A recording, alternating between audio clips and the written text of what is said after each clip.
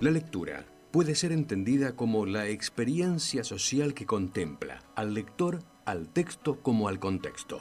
Es un proceso cognitivo y comunicativo. La editorial de la Universidad Nacional de Misiones presenta su espacio de difusión y promoción acercándose a la comunidad universitaria y a toda la provincia.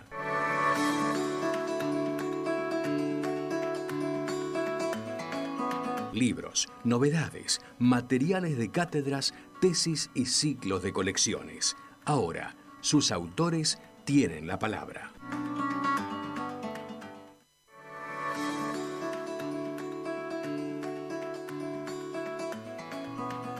En el espacio de la editorial de la Universidad Nacional de Misiones, hoy queremos compartir una obra realmente importante, que es la reimpresión de un libro de 1710 aproximadamente. Se editó y editado en 1945 por la Biblioteca Nacional de la República Argentina, que después tuvo fue impreso en el 2007 por la editorial de la Universidad Nacional de Misiones y finalmente reimpreso otra vez en el 2019. Se trata del libro Materia Médica Misionera, considerado como Patrimonio Histórico Documental de la Humanidad, del hermano Pedro de Montenegro, con prólogo de Raúl Quintana, y donde además han tenido participación docentes investigadores de nuestra universidad, en un estudio preliminar, y entre ellos está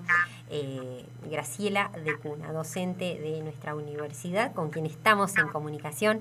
Muy buenos días, la saluda Susana Babi de Radio Universidad. Hola, buenos días, Susana, ¿cómo te va?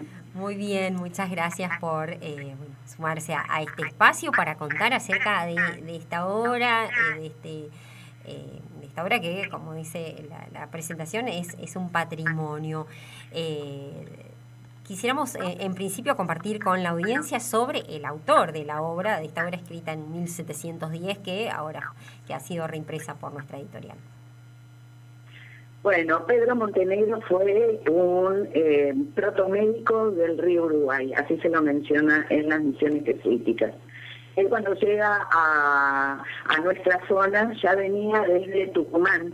Él había entrado a la Argentina, a lo que era el territorio actual de la Argentina, por el norte y por Tucumán. Él venía de España. Él había sido entrenado en la medicina en el Hospital General de Madrid. Y cuando llega a nuestro territorio, venía con una soberbia propia, digamos, del que viene de afuera y se cree que no va a poder entender nada nuevo. ¿Qué me van a decir estos indios sobre las cuestiones que yo ya sé porque vengo de España? Y cuando entra a la selva se da cuenta de que no conoce nada, que no entiende nada y que las plantas son absolutamente distintas de las que él conocía. Por lo tanto, ahí se le baja un poco la soberbia y apela a los indígenas para que le empiecen a hacer conocer la selva. Es muy interesante el proceso que él hace, justamente por eso a nosotros nos interesó desde varios aspectos la historia de Montenegro, no solo desde el aspecto de haber escrito de manera, a nuestro criterio, muy interesante, la manera en que él explica las características de las plantas y las posibilidades en cuanto a la medicina, que obviamente la saca de los chamanes, de los maestros guaraníes. Pero lo explica de una manera muy amena. Es muy interesante el libro, vos lo abrís en cualquier página y te sumergís, porque es muy atrapante la manera en que él cuenta, con un español del siglo XVIII, principios del siglo XVIII, la manera en que encuentra las propiedades y virtudes de las plantas. Y a su vez también las dibuja, y eso es lo mejor que tiene para mí el texto, que es la parte gráfica. Él hace 150 grabados sobre algunas de las plantas que para él eran más características de la zona. Así que para nosotros, sí. La escucho. Así que para nosotros fue muy inquietante todo, ¿no? Desde la manera en que él se aproxima, cuando se da cuenta de que el saber ver es muy importante y él no lo tiene, esos saberes de los que carece, y cómo baja, digamos, cómo baja el testuz, cómo baja la cabeza y se pone a aprender. Con una edad bastante avanzada ya se pone a aprender. Es muy interesante justamente por eso, su proceso, por un lado. Por otro lado, es un texto, en materia médica es un texto que se estudia en las carreras de biología, las carreras relacionadas con la biología, la medicina, etcétera. Todavía se recurre a él para estudiar en las academias. Y por otro lado, nos parecía que nuestro deber, desde el punto de vista, o sea, cuando Graciela Cambas, la doctora Cambas, nos trae el libro, nos parecía que era sumamente interesante hacerle entender al lector el contexto en el que este hombre escribe lo que escribe. Con qué tintas, con qué papeles, todo eso nos parecía, en qué espacio nos parecía que era también relevante. Graciela, ¿y cómo fue el trabajo que desarrollaron ustedes, Graciela Cambas, Beatriz Rivero, también las tres, en este estudio preliminar? Y mira, nosotros cada una desde la disciplina, yo soy arquitecta, yo entré al estudio de las misiones jesuíticas porque me pareció sumamente interesante la arquitectura. Y por ese lado entré a conocer muchísimo más, y obviamente, y la cuestión territorial también me parecía súper interesante, porque fíjate vos que Pedro Montenegro escribe eso en Mártires. Mártires es la misión jesuítica, Santos Mártires del Japón, es la que no es la que está en Mártires, la localidad de Mártires cerca de Oberá, está en otro lugar y está perdida en la selva, y nos parece bien que esté perdida en la selva hasta que se puedan hacer rescates arqueológicos en profundidad. Escribe en Santos Mártires del Japón, que es una misión, es la misión que está más alta de los 30 pueblos. Está a 300 metros sobre el nivel del mar, y tiene una mirada muy clara sobre el río Uruguay. Recordemos que el río Uruguay, a diferencia del río Paraná, había de un lado y de otro españoles. Por lo tanto, había paz y había posibilidad de arte. En cambio, en el río Uruguay, de un lado estaban los españoles y del otro estaban los portugueses. Por lo tanto, en esta cuestión, el río Uruguay es bien distinto porque es espacio de lucha. Y al ser espacio de lucha, desde el punto de vista de la arquitectura, es sumamente interesante la diferencia que hay entre la producción, digamos, las misiones que son uruguayenses de las misiones que son del Paraná. Así que yo entré por ese lado. Por ese lado también tiene que ver el tema del arte y de cómo el hombre pinta, dibuja, con qué precisión está dibujando, y además en sus dibujos pone las características de la planta. Es decir, por ejemplo, en el caso de la yerba mate, pone arriba en la parte más alta de la rama que está dibujando, pone tucanes.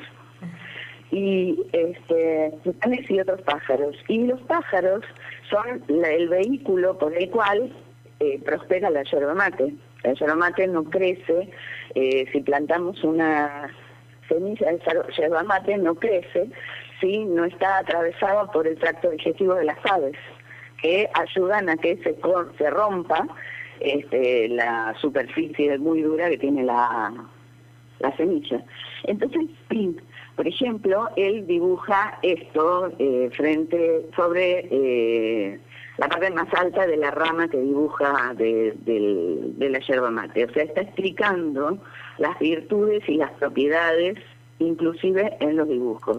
Por lo tanto, es una mirada bastante integral que justamente para mí fue muy atrapante. Y desde el punto de vista de la arquitectura me pareció que era interesante poder explicar que el tipo iba durante el día, digamos, cuando había sol, iba a ver las plantas, y después, cuando había sombra, se sentaba a escribir. En dónde se sentaba a escribir, cómo estaba iluminado, cómo era el recinto donde escribía, cómo era la tinta, cuántos colores de tinta había dentro de las tintas jesuíticas. Había una que se consideraba mucho mejor que la tinta china por el brillo que tenía, la tinta tiene que tener muchas particularidades, que también nos parecía que era interesante que se explayara. Tiene que tener muchas particularidades porque, por ejemplo, la tinta tiene que permanecer en el lugar en donde la pones, no que se corra por el papel, por ejemplo. Entonces hay una relación íntima entre el tipo de papel y el tipo de tinta. Bueno, todo eso a mí me parecía que era relevante, porque cuando vos ves los dibujos y de este grado de precisión, decís, ¿cómo lo hizo este hombre, no? Y bueno, develar esos problemas y cómo se enfrenta y los resuelven, nos parecía relevante también en este caso.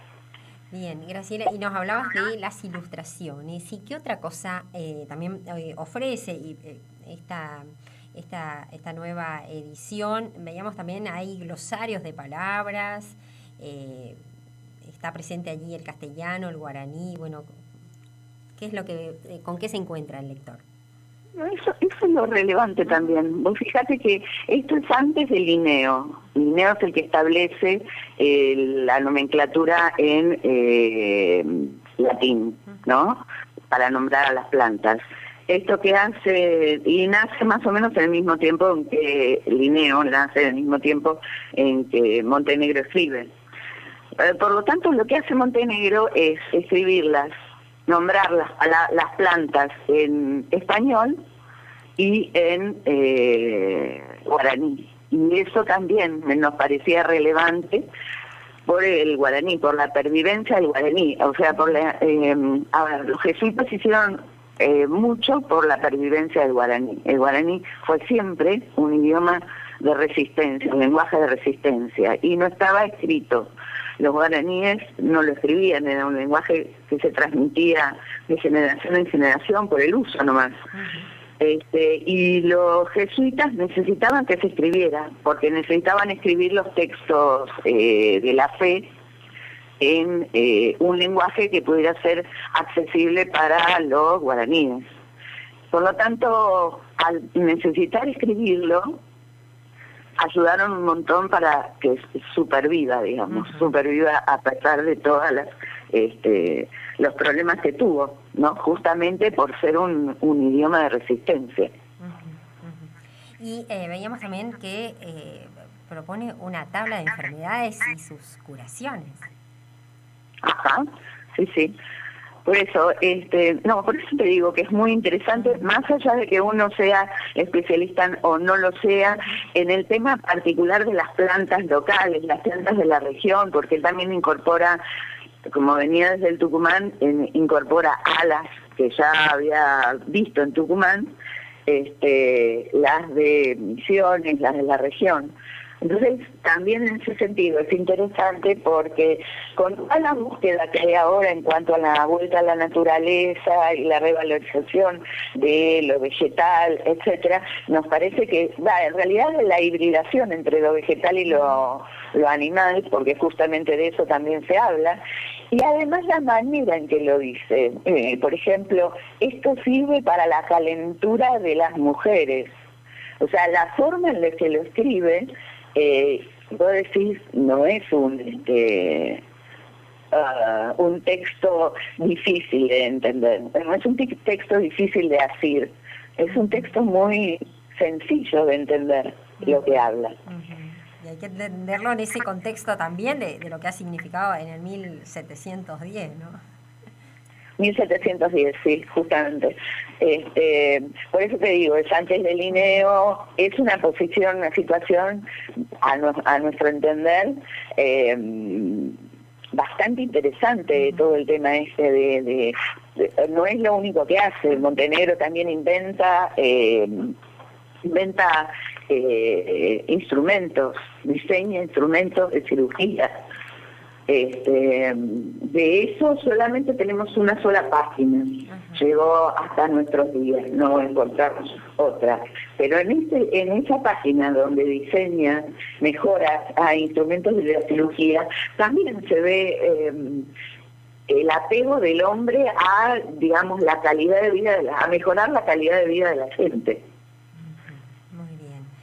Graciela, bueno, un placer poder compartir, escuchar también tu relato respecto a esta obra que, reiteramos, está disponible, esta reimpresión del año 2019 de la editorial de la Universidad Nacional de Misiones, Materia Médica Misionera, que data del 1710 de Pedro de Montenegro, con prólogo de Raúl Quintana, y recordamos también el estudio preliminar realizado por docentes investigadoras de nuestra universidad, Graciela Cambas, Beatriz Rivero, y con quien estamos hablando, Graciela de Cuna. Muchísimas gracias.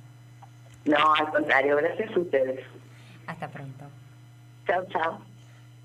Hablamos con la arquitecta Graciela de Cuna, compartiendo un poco el trabajo que han realizado y el contenido de este interesante libro, Patrimonio Histórico Documental de la Humanidad, reimpreso por la editorial de la Universidad Nacional de Misiones, que se llama Materia Médica Misionera.